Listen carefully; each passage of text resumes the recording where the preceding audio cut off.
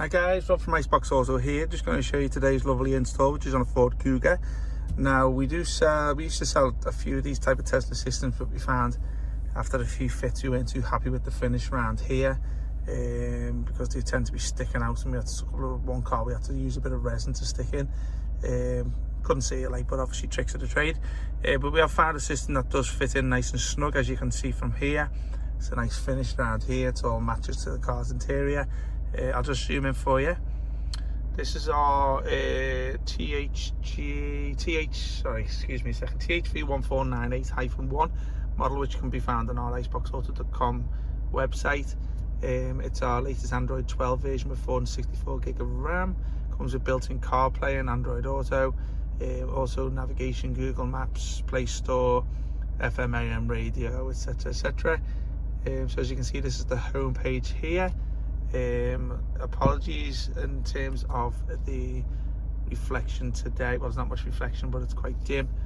Only reason being is because obviously it's quite sunny out there. So see if I can try and do something to it.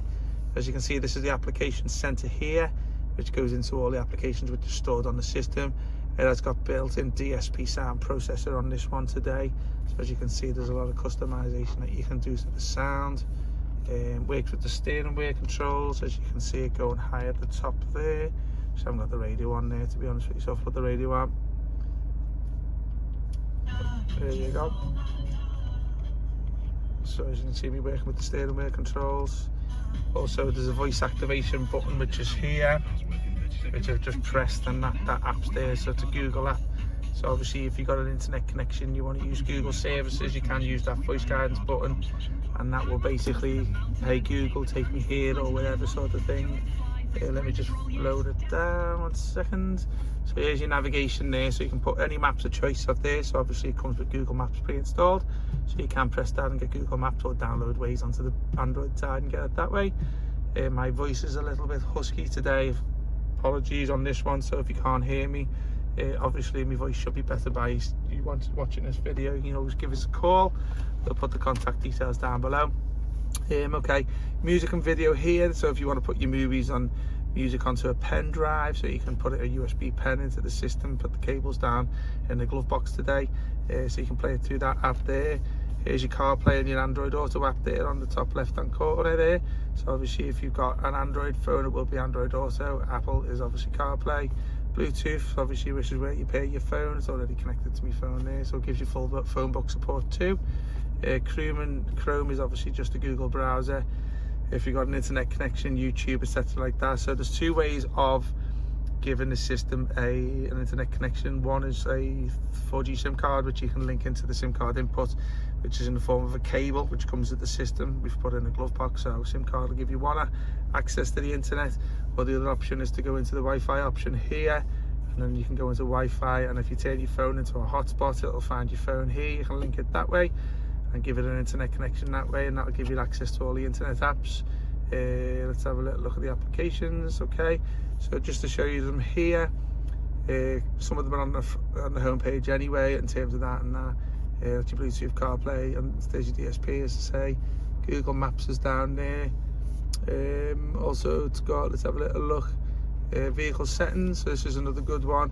So that's reference to the car. So as you can see, it gives you a lot of computer settings here, which obviously the old car used to give you. So obviously you get a few functionality on there, and the tyre information. This is for the TPMS. Now I'll be truthful with you, I'm not too sure whether this works with the original TPS of the car. They tend not to. So basically, just as I say, just be warned of that. So obviously if you did want to retain this feature, if you do have it at the moment, you just need to add the Android TPMS that we sell. So let's have into the back end settings just to show you what's in there. So we go to settings, obviously you've got stuff like display. Let's have a go to the brightness level, which was what I was looking for before.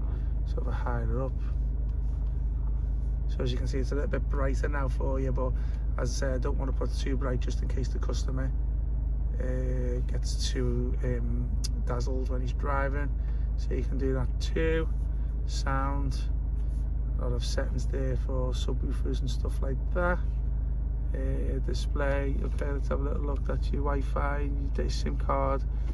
There's some other back end settings, password related back-end settings, Google accounts, applications and stuff like that, and obviously that one there.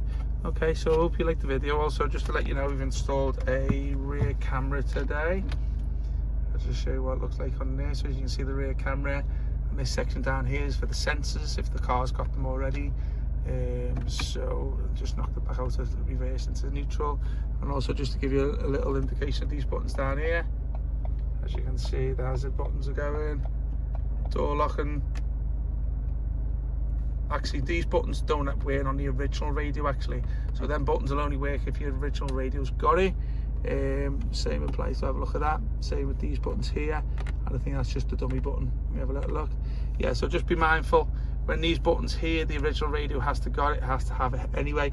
If the radio hasn't got it, because there's about 7 variants of the Kuga when it comes to dashes, we've replaced it on the Sony one today, so if it hasn't got them buttons, you'll find it won't work anyway. But if it does have the buttons, it will work. But obviously this didn't today, so that's why they're not working anyway. And also, as you can see, that part there works. It goes with the original frame. Okay guys, I'll bring it to an end. Hope you liked the video. Nice 6-minute video for you today. If you've got any questions, get in touch with us. All our contact details will be in the description below. And wish me well. I'm going to go away for a drink now because my throat is absolutely killing. Take care, have a nice weekend. Bye bye. Sorry guys, I've just wished you well, but obviously I'm just going to come back for a couple of seconds. Didn't show you the CarPlay setup today, so obviously I just this is the CarPlay that's built into the system.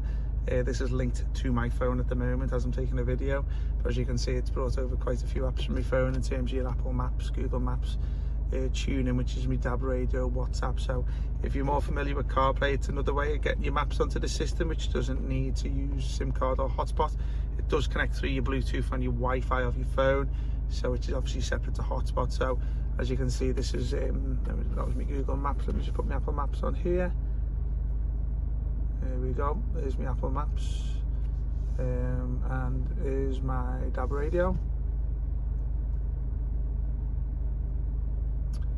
There you go, so it's another way of getting DAB radio onto the system, so looks nice, doesn't it? Okay guys, see you soon, bye bye.